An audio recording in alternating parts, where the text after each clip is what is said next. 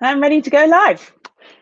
Hello, everybody. It is 6:24. I am a little bit late to my 6:15 live. I will spare you the drama of me trying to make sure that my connection is better this week. I hope that my connection is okay. I've done everything to make sure it's better than it has been. It's been pretty poor. So I'm hoping it's going to be better this time around. Welcome to my weekly Facebook Live. I am Caroline Flanagan. I'm a keynote speaker, certified coach, author of Be the First, very passionate about helping you to solve your imposter syndrome. So each week I am appearing live on a Monday evening to answer your questions, to share some insights, some teachings around how you can solve your imposter syndrome, and so that you can be getting out there, achieving more of your potential.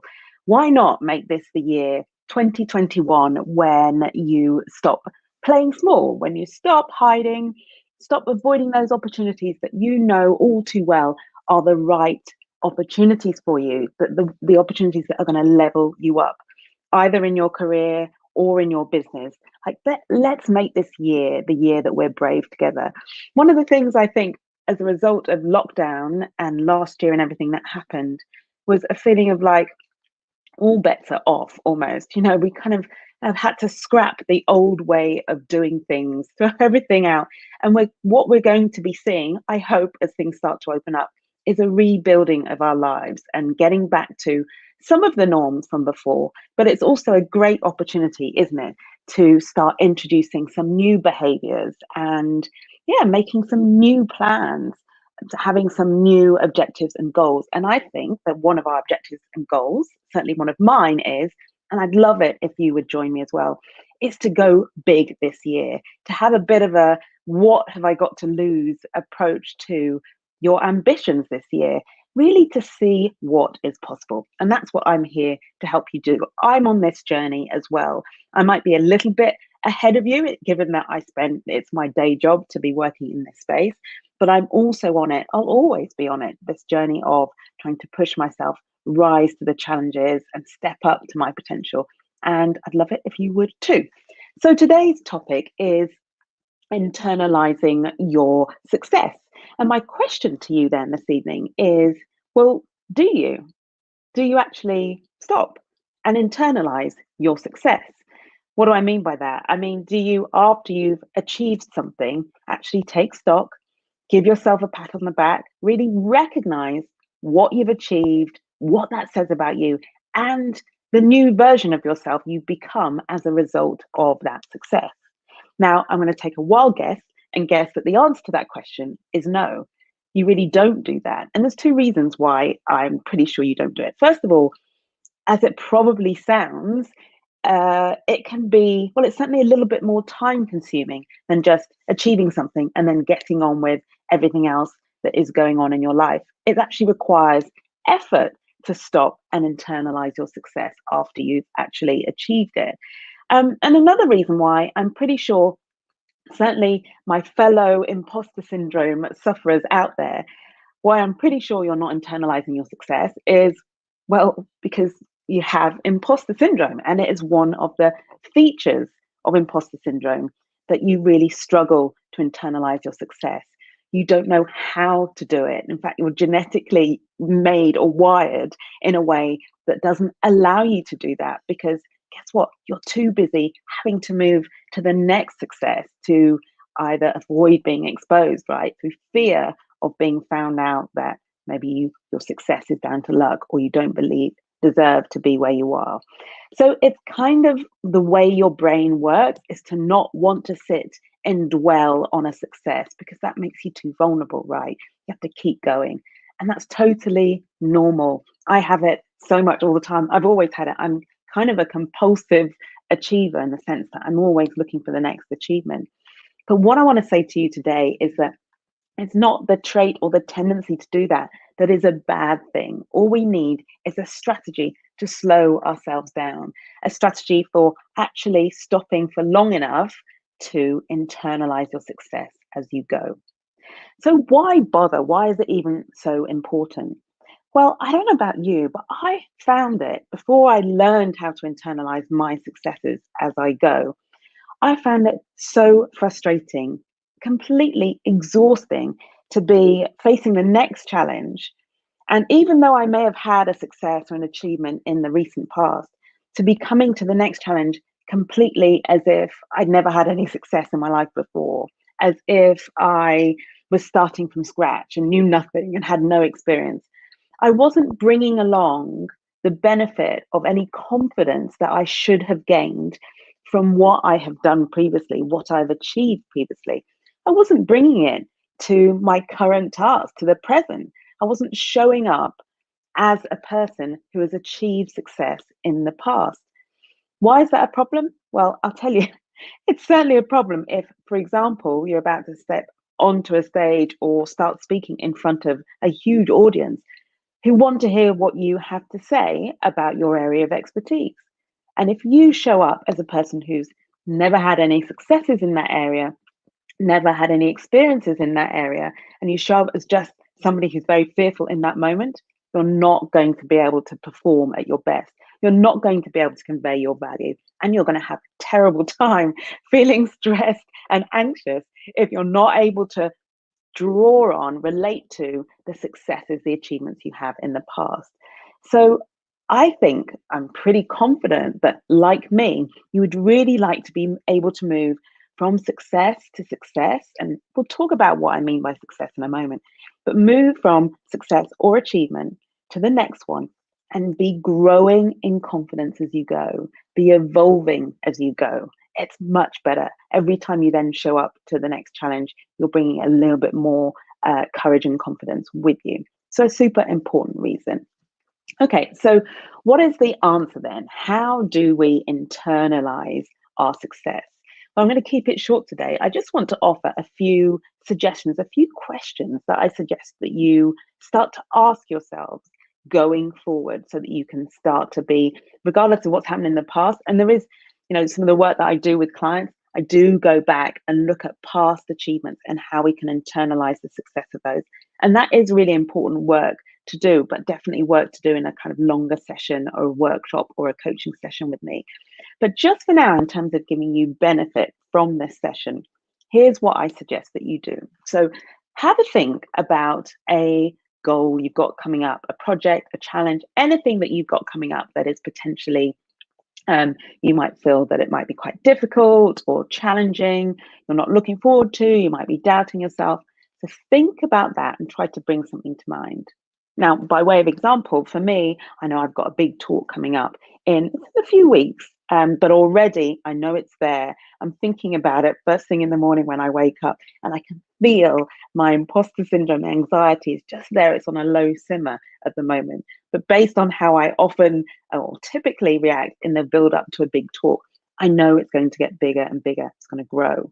So this for me is like quite a daunting thing on the horizon. So for me, that's going to be my example today, this big talk I've got coming up. So yours might be a project you're working on, or maybe it's something you want to do in your business, whatever it is that you've got coming up, think about that. Now, before you actually do it, take the steps, take action. What I'd like you to do is decide, there's two things. First of all, decide what success is going to look like for you. Now, in other words, answer the question, I will know that this has been a success when, and then complete that sentence with what needs to have happened, in order for it to be a success. Now, there's one important qualification here. Your criteria for success, which is what this is going to be, it could be a sentence, but it could ideally maybe be a list of a checklist, some bullet points. Your criteria for success has to be within your control. Okay, so you can't say that your criteria for determining whether something's a success or not is if you win an award for it, or if your boss turns around and says that's the most amazing piece of work I've ever seen. Your criteria of success has to be driven by you and within your control. Why is this? Well, because what we don't want to do is to be pinning our success and our confidence entirely on things that aren't within our control, on what other people think about our work and what we do. I'm not saying it's irrelevant. What I'm saying is we need to escape that trap of relying completely on external validation in order to fulfill that we've done something of value or that we are worth something. This is why it is so hard to be confident and to build your confidence and sense of self if you are someone who's constantly looking to others for that reinforcement. What we need to learn to do is fly by ourselves, is recognize ourselves, validate ourselves. And in order to do that, you set your own criteria for success. So here's an example. Well, I did talk about the talk that I'm doing, right? It's coming up. So let me stick with that. I was going to give you the example. There's an example in Be the First of my success criteria for the book. So do have a look at that. If you've got a copy, have a look at that. It's in one of the imposter speech chapters. Now, to take the example of the talk that I've got coming up, my criteria for success with that would be, for example, making sure I am thoroughly prepared. So sometimes I have gone into talks and I've had that horrible and anxious feeling of, I'm not prepared enough. I'm not as prepared as I would like to be. And I've got a very clear sense of what it means to me, like of when I'm prepared for something. It means, I can think through the presentation and think it all through and I know where I am. Like I know where I'll be 15 minutes into the presentation. I know where I need to get to like half an hour into it. So when I've got a really good sense of the map of the presentation, I've got a really, really good grasp of the stories that I want to share and of the message I want to share, and in particular of the takeaway I want for the audience. When I've got a good grasp of all of that and all of that is clear and I can run through it in my head, then I know I'm prepared. So being prepared is really important. If I'm prepared, I will consider it a success. Focusing on the audience is another criteria for me. Remember, none of this, or note that none of this depends on the people in the audience or even the person, the booker, right, who's paying me to come and do this talk. If I can focus on the audience, by which I mean talk to the audience, focus on what their needs are and what value I can give them, what they will take away, then I will consider that I have succeeded, right, if that is the focus of my talk. Another criteria is how I show up. So if I show up as Caroline Flanagan, international keynote speaker, which is how I describe myself, I've done lots of keynotes, I've done them internationally. If I show up as that person, right, and I've got that in my mindset, then I know that it will have been a success, because the difference between that, of course, and if I show up like that, I know I'll be performing at my best, as opposed to where my imposter syndrome will be trying to get me to show up, which is from a place of fear and what have I got to say that they might listen to, and I'm not, I'm going to not add value. This is not going to be a success. All that self-doubt. So my third criteria for success then is to show up from where I am, right, from the position of the successes I've had to date, not from the imposter who might feel that I don't deserve to be there. Just an example of 3 criteria. What might it be for you? Have a think about that. Make a note of, add in the comments if you're watching this on the replay. What kind of success criteria could you come up with for your next goal or your next challenge? Once you've got that success criteria, the second thing I want you to do before you actually go on to try to achieve the goal is to just think about, be present in, and then articulate, so say out loud or write it down, who you are this side of that particular action or that challenge or that event that we want to be a success, right? That thing we want to be. Who are you today before you've achieved that goal? Now, the idea of this is that after you've achieved it, I'm going to ask you to come back and say, right, who are you now once you've achieved the goal?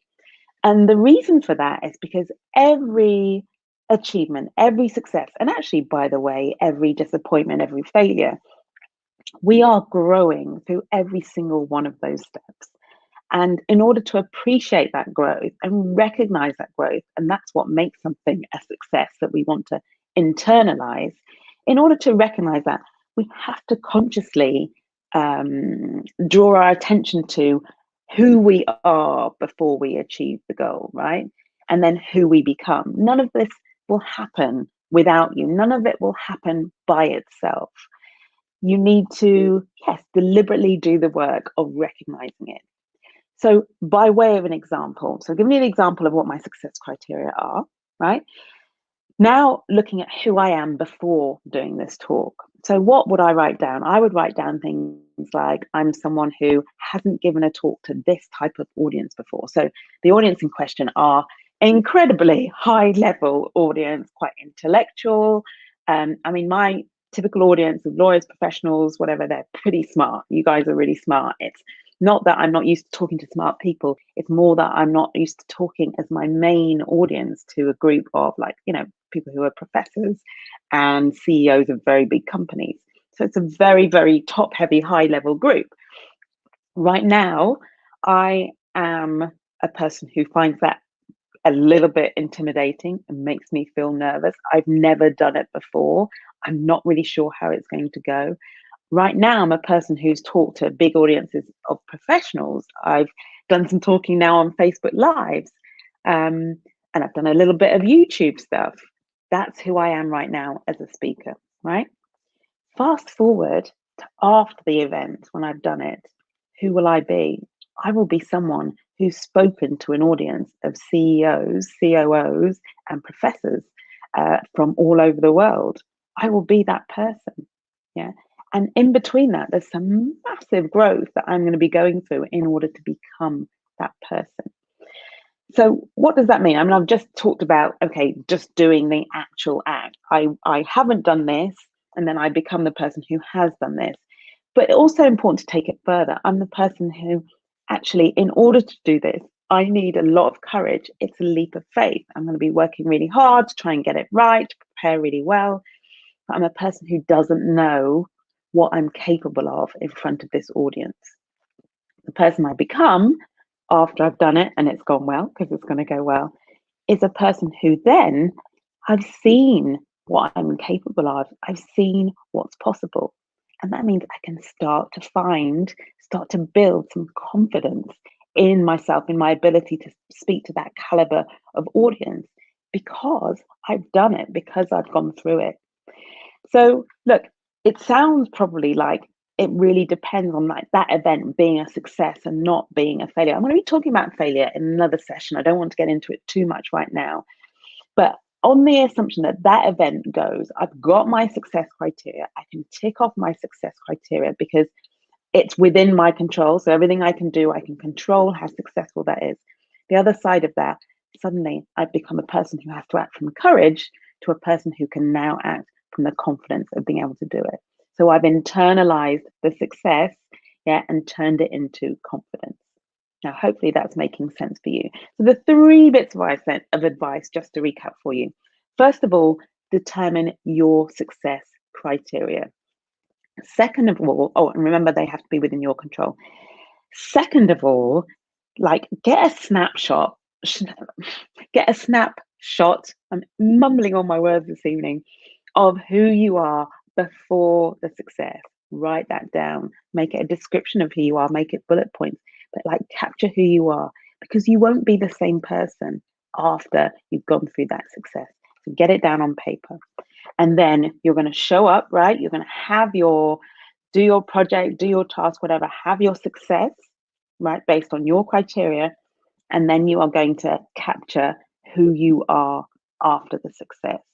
Be in the moment of it. Recognize the ways in which you're different. What has changed? Yeah. Because when you go into the next scenario, which might be similar to that, you're going in as a different person, as someone who's done it before, who's shown yourself what you're capable of. But it must be recorded. It's not enough for that to just happen and be floating around in your head. It must be recorded and there for you to see written down. So I've realized I've actually ended up going with this Facebook Live to a place where I didn't expect or think I would end up focusing. I mean, those 3 tips are what I wanted to share with you. But there were some other things as well. But I'm going to leave it at that, because I feel like if you can start approaching your upcoming task with that process, it's going to be so powerful for you in terms of how you feel after you achieve something. And then when you get really good at that, or even before you get good at that, as part of the the practice of internalizing your success, you can start looking back at past successes and almost reverse engineering what happened so that you can do the same. You can do the same exercises. You know the outcomes. There might be a little bit more safety in that, and you can start internalizing your success by seeing the before and seeing the after, and having a proper, personal, within your control list of criteria for what success means. Hopefully that made some level of success, some level of sense to you today. I'm really hoping that my Wi-Fi is held out and it's not looking too blurry. If you've got any questions, please put them in the comments below. Let me know what you think about internalizing your success, and in particular, what criteria will you use for measuring and internalizing your next success? That's it from me. It's 7:15. I wish you a beautiful evening. If you're watching this on the replay, I hope you enjoyed it. I will see you next Monday. I'm going to say sometime between 6:15 and 6:25, depending on how my internet connection goes. I'm Caroline Flanagan, certified coach, keynote speaker, very passionate ambassador, crusader for helping you solve your imposter syndrome. See you next time. Bye for now.